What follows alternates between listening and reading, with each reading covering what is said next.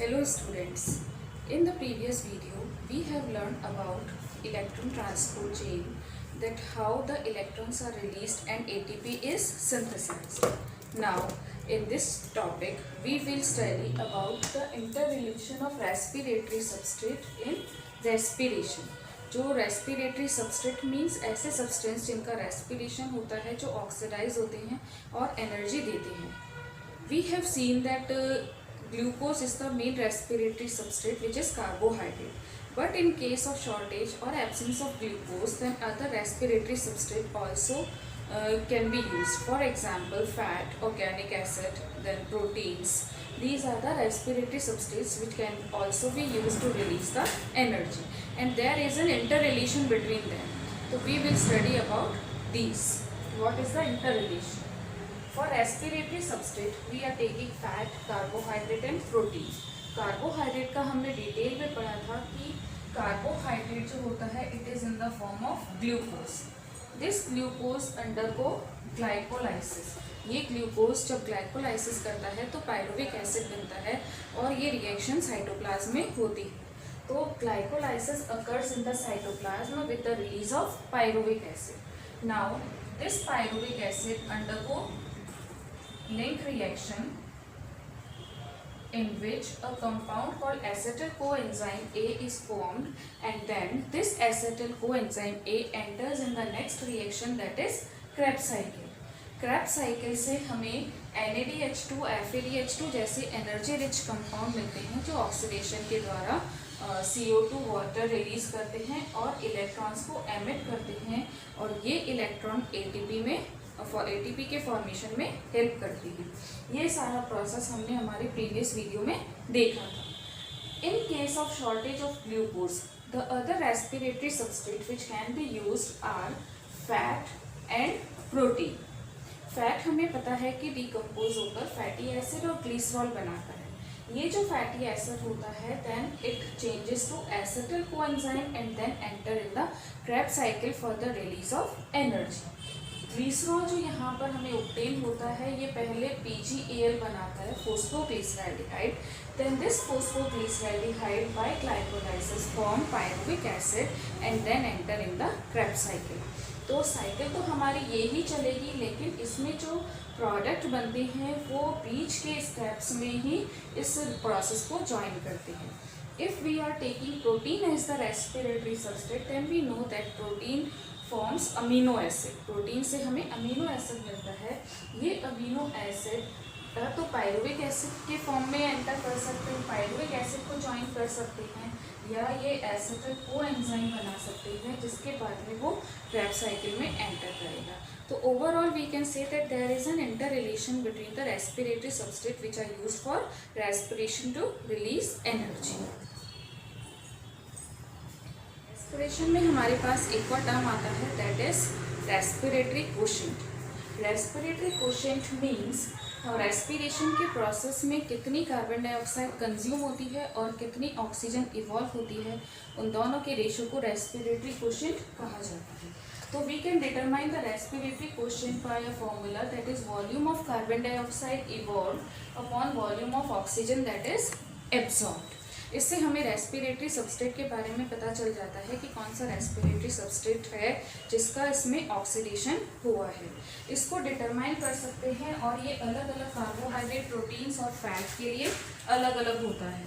इसको निकालने के लिए जो इंस्ट्रूमेंट काम में लिया जाता है that is ganometer. Now respiratory quotient for carbohydrate. अगर कार्बोहाइड्रेट का हमें रेस्पिरेटरी कोशेंट निकालना है तो we know that carbohydrate if used as respiratory substance then it is oxidised completely. इसका पूरा ऑक्सीडेशन हो जाता है, इसलिए इसका आरक्यू जो होता है वो हमेशा 1 के इक्वल आता है. In this case the amount of carbon dioxide released in the oxygen used is same. If we are using respiratory substrate as fat, that is if fat is respiratory substance during germination of oil seeds जैसे कि mustard है, groundnut है, coconut है, cotton है, then the molecule of fat has less oxygen in comparison to carbohydrate. इसलिए यहाँ पर जो इसका RQ होता है या रेस्पिरेटरी कोशेंट होता है वो कार्बोहाइड्रेट के कंपैरिजन में 1 आता है। कार्बोहाइड्रेट में RQ हमें 1 मिला था, जबकि फैट में RQ जो होता है वो 0.7 ही है। Now for RQ of protein, अगर हम रेस्पिरेटरी सबस्ट्रेट के फॉर्म में प्रोटीन ले रहे हैं तो we know that protein molecules have less amount of oxygen. Oxygen की जो क्वांटिटी होती है, अमाउंट होती है, that is less as compare to carbon dioxide. Hence oxidation of protein also requires more oxygen. इसलिए यहाँ पर जो प्रोटीन है उसका RQ जो होता है वो भी कम होता है and it is approximately 0.7 to 0.9। Protein को रेस्पिरेटरी सबस्ट्रेट के फॉर्म में फास्टिंग कंडीशन में यूज किया जाता है। जब हम फास्ट करते हैं तो उस केस में it is use to provide energy. Then the next is if respiratory substrate is used as organic acid. जब ऑर्गेनिक एसिड को लेते हैं तो हमें पता है कि ऑर्गेनिक एसिड के अंदर जो अमाउंट ऑफ ऑक्सीजन है वो ऑलरेडी ज़्यादा होती है, इसलिए इसको ऑक्सीडेशन के टाइम कम ऑक्सीजन की जरूरत पड़ती है।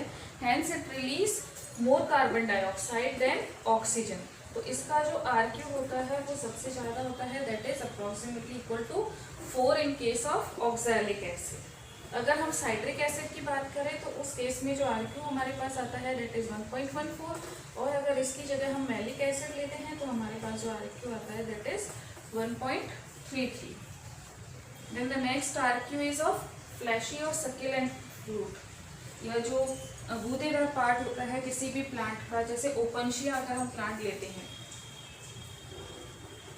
तो उस केस में हमें पता है कि जो कार्बोहाइड्रेट है वो यहाँ पर रेस्पिरेटरी सबस्ट्रेट के फॉर्म में यूज किया जाता है, लेकिन यहाँ पर ये जो कार्बोहाइड्रेट है इसका एक इंटरमीडिएट प्रोडक्ट बन जाता है, और वो इंटरमीडिएट प्रोडक्ट होता है मैलिक एसिड। और उस मैलिक एसिड के बाद में जो आगे का प्रोसेस होता है वो स्टे हो जाता है, it is not completely oxidised.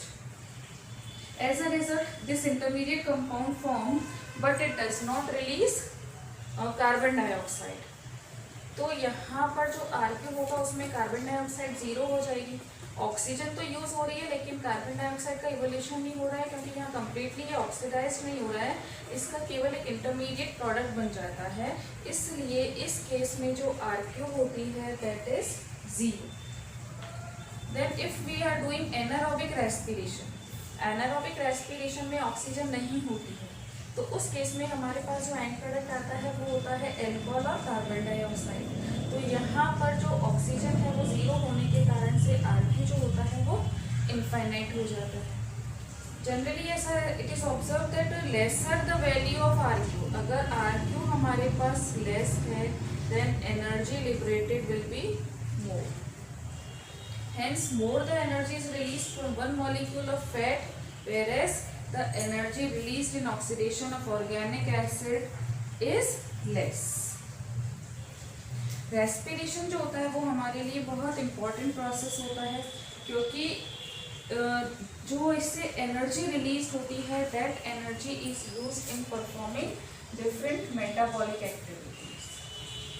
Metabolic activities जो हमारी बॉडी में होती रहती है, एनाबॉलिक कैटाबॉलिक सब तरह की, तो उसके लिए जो एनर्जी की ज़रूरत होती है वो हमें रेस्पिरेशन से मिलती है। दूसरी इंपॉर्टेंट बात है कि इसके अंदर बहुत सारे इंटरमीडिएट कंपाउंड्स बनते हैं and they are also necessary for the metabolic activities. Protein वगैरह बनाने में बहुत इंपॉर्टेंट रोल प्ले करती है। जो कार्बन डाइऑक्साइड यहाँ पर रिलीज होती है it also maintain the gaseous balance, and product के फॉर्म में रेस्पिरेशन में हमारे पास जो CO2 रिलीज होती है तो it help in maintaining the balance of gases exchange.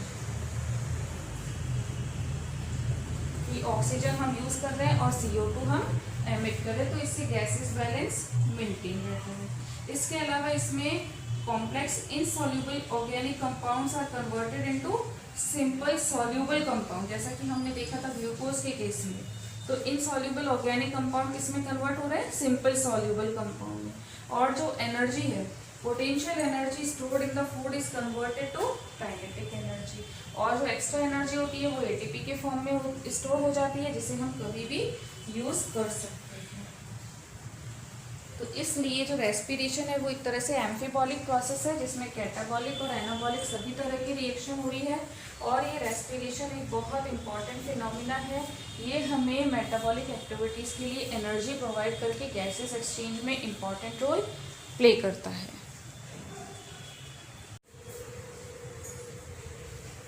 Now we will look for the factors which affect the rate of respiration. कौन से ऐसे फैक्टर्स होते हैं जो रेस्पिरेशन की रेट को कम कर सकते हैं या बढ़ा सकते हैं। द टॉपिक इज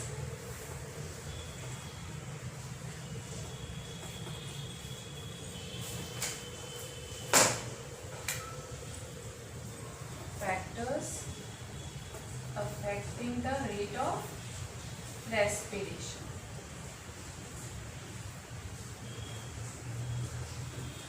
फैक्टर्स को स्टडी करने के लिए हम इनको दो कैटेगरीज में डिवाइड कर सकते हैं, एक्सटर्नल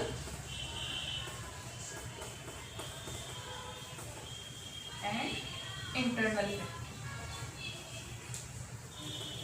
एक्सटर्नल फैक्टर जो बाहर से अवेलेबल है जिसके कारण रेस्पिरेशन की रेट कम या ज़्यादा हो सकती है। जैसे सबसे पहले केस में एक्सटर्नल फैक्टर में हम ले सकते हैं light, temperature, oxygen, carbon dioxide. ये चीज़ें जो होती है ये रेट ऑफ रेस्पिरेशन को अफेक्ट करती है। वाटर, अगर हम इंटरनल रेस्पिरेशन इंटरनल फैक्टर्स की बात कर रहे हैं तो इसके अंदर भी हमारे पास में बहुत सारे ऐसे फैक्टर्स आते हैं जो रेस्पिरेशन की रेट को कम या ज़्यादा कर सकते हैं। For example protoplasm, then the substrate that we are using, कौन सा सबस्ट्रेट हम यूज कर रहे हैं रेस्पिरेशन के लिए। Then the age of cell,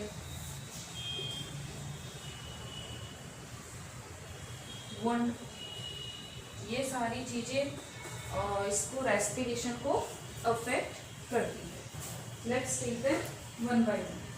the first case temperature. Temperature का क्या इफेक्ट होता है? Generally it is believe that temperature बढ़ने पर रेस्पिरेशन की जो रेट होती है वो बढ़ती जाती है। वन हॉफ रूल के अकॉर्डिंग 10 डिग्री टेम्परेचर बढ़ाने पर रेस्पिरेशन की रेट जो होती है वो दोगुनी हो जाती है। लेकिन 35 डिग्री टेम्परेचर जिसको हम एवरेज मानते हैं उस टेम्परेचर से एक्सीड करने पर अगर उससे भी ज़्यादा हम टेम्परेचर बढ़ाते जाएंगे तो एंजाइम्स डिटोरिएट हो जाएंगे या डिस्ट्रॉयड हो जाएंगे और उसके कारण जो हमारी रेट ऑफ रिएक्शन है वो रिड्यूस हो जाएगी और रेस्पिरेशन का प्रोसेस स्लो हो जाएगा। इसी तरह से अगर हम बहुत कम टेम्परेचर ले लेंगे तो हमारे एंजाइम डीएक्टिवेट हो जाएंगे। तो टेम्परेचर जो होता है वो 35 डिग्री तक बहुत अच्छे से फ्लरिश करता है। देन द सेकेंड केस जो हम लेते हैं टेम्परेचर के बाद में दैट इज ऑक्सीजन। ऑक्सीजन का हमने देखा कि डायरेक्टली और इनडायरेक्टली दोनों तरह से ही इस पे रेस्पिरेशन पे इफेक्ट पड़ता है। ऑक्सीजन प्रेजेंट है तो एरोबिक रेस्पिरेशन होगा, उस केस में जो एनर्जी इवॉल्व होती है वो हमारे पास बहुत ज़्यादा होती है, अप्रॉक्सीमेटली 38 ATP मॉलिक्यूल। लेकिन अगर ऑक्सीजन एब्सेंट है तो उस केस में हमारा रेस्पिरेशन एनारोबिक रेस्पिरेशन होगा। एंड प्रोडक्ट भी बिल्कुल अलग बनेंगे, जैसा कि हम लोग पढ़ चुके हैं एथिल अल्कोहल, लैक्टिक एसिड वगैरह बनती है और उस केस में जो ATP का ग्राफ है वो बहुत ज़्यादा नीचे आ जाता है। तो जो ऑक्सीजन होती है वो हमारे रेस्पिरेशन के लिए इस तरह से अफेक्ट करती है कि ATP कितनी बनेगी, कौन सा रेस्पिरेशन प्रोसीड होगा। देन उसके बाद में हम देखते हैं वाटर। तो water also work as a mediator for anabolic reactant in the protoplasm. Protoplasm में 90 से 95% वाटर होता है, तो ये इंपॉर्टेंट रोल प्ले करता है ट्रांसपोर्ट ऑफ प्लांट में, एक्टिवेशन ऑफ एंजाइम में, एक्सचेंज ऑफ गैसेस में। तो ये इनडायरेक्टली रेस्पिरेशन के लिए इम्पॉर्टेंट। देन अगर हम लाइट की बात करें, इसमें एक फैक्टर लाइट है। लाइट जो होता है वो डायरेक्टली नहीं अफेक्ट करके इनडायरेक्टली दो तरह से रेस्पिरेशन की रेट को अफेक्ट करता है। पहली चीज, लाइट से टेम्परेचर बढ़ जाता है और टेम्परेचर बढ़ने से हम उसका इफेक्ट देख चुके हैं कि रेस्पिरेशन की रेट बढ़ जाएगी।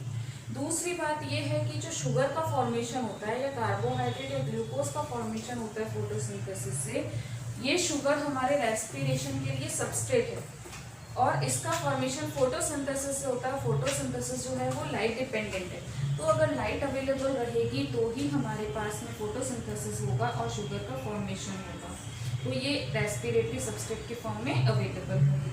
तीसरी इंपॉर्टेंट चीज जो लाइट अफेक्ट कर सकती है that is exchange of gases. Exchange of gases जो है वो तभी पॉसिबल है जब स्टोमेटा ओपन है and that occur in the day time. तो लाइट जो होती है वो इनडायरेक्टली अफेक्ट करती है टेम्परेचर बढ़ा करके, देन शुगर के फॉर्मेशन में, देन गैसियस एक्सचेंज में। देन उसके बाद में अगर हम देखते हैं कार्बन डाइऑक्साइड, तो कार्बन डाइऑक्साइड की कंसंट्रेशन बढ़ने पर जो रेस्पिरेशन की रेट जो है वो कम होती जाती है। Hence, its adverse is effect seen on the germination, seed and in the growth of plant. अगर कार्बन डाइऑक्साइड की कंसंट्रेशन ज़्यादा हो जाएगी तो स्टोमेटा बंद हो जाएंगे और उस केस में रेस्पिरेशन जो है वो कम हो जाएगा क्योंकि ऑक्सीजन की अवेलेबिलिटी नहीं रहेगी। तो इस तरह से ये एक्सटर्नल फैक्टर है जो रेस्पिरेशन की रेट को बढ़ाते हैं। टेम्परेचर 35 डिग्री तक नॉर्मल, उसके बाद में कोई वो नहीं आएगा। ऑक्सीजन है तो ये एरोबिक और एनारोबिक को डिटरमाइन करेगा। लाइट है तो वो इनडायरेक्टली अफेक्ट करेगी। कार्बन डाइऑक्साइड है तो वो बढ़ने पर रेस्पिरेशन की रेट कम आ जाएगी। इसी तरह से जो इंटरनल फैक्टर है जो रेस्पिरेशन की रेट को अफेक्ट करते हैं उसमें सबसे पहला केस प्रोटोप्लाज्म। तो मेरिस्टेमेटिक सेल में जो प्रोटोप्लाज्म होता है वो सबसे ज़्यादा एक्टिव होता है। हमें पता है कि मेरिस्टेमेटिक सेल डिवाइडिंग सेल होती है और उनमें एक्टिव प्रोटोप्लाज्म मिलता है। तब एक्टिव प्रोटोप्लाज्म होने के कारण से जो रेस्पिरेशन की जो रेट होती है वो दूसरी सेल के कंपैरिजन में यहाँ पर ज़्यादा होती है। Respiratory factor, different type of sugar which are present in a cell like glucose, fructose, maltose, they are used immediately in the respiration. अगर हम शुगर यूज़ कर रहे हैं तो ये डायरेक्टली ही रेस्पिरेशन के अंदर यूज़ हो जाती है। In comparison of these, the conversion of starch and fat into sugar is necessary before use. अगर हम starch और fat use कर रहे हैं तो उन्हें पहले sugar में convert किया जाएगा। And due to this reason, the process of respiration is delayed. And that is the reason that in the diet of healthy person containing more starch and fat. However, a patient gets a solution of glucose directly in the hospital. अगर कोई hospital में बीमार patient है तो हम उसको directly glucose देते हैं। उस ग्लूकोज को देने का कारण ये है कि ये डायरेक्टली एनर्जी को प्रोवाइड करना है compare to starch, compare to fat, क्योंकि वो इनडायरेक्टली हमारी रेस्पिरेशन की साइकिल को ज्वाइन करते हैं। Then the next factor which also affect the respiration is the age of cell. अगर यंग सेल है तो उसमें रेस्पिरेशन की रेट जो है वो कंपैरेटिव टू दूसरी जो ओल्ड सेल्स होती है उनके कंपैरिजन में ज़्यादा होती है। वुंड और इंजरी, अगर किसी भी सेल में इंजरी है then the rate of respiration is increased. Injured cell या डैमेज्ड सेल होती है तो उसके अंदर रेस्पिरेशन की जो रेट है वो ज़्यादा होती है। तो ये कुछ फैक्टर्स है एक्सटर्नल और इंटरनल फैक्टर जो हमारी रेस्पिरेशन की रेट को अफेक्ट कर रही है। Light, temperature, oxygen, carbon dioxide, water. Then protoplasm जो इंक्रीज करता है। सबस्ट्रेट जो हम यूज़ करते हैं, अगर शुगर है हमारे पास में तो वो डायरेक्टली अफेक्ट करती है। एज ऑफ सेल, जो नई सेल होती है उनमें ज़्यादा होती है। और वुंड, अगर किसी भी सेल में डैमेज्ड है या वुंड है या इंजरी है तो उस केस में रेस्पिरेशन की रेट ज़्यादा रहेगी। This is all about respiration. I hope you all have understood it.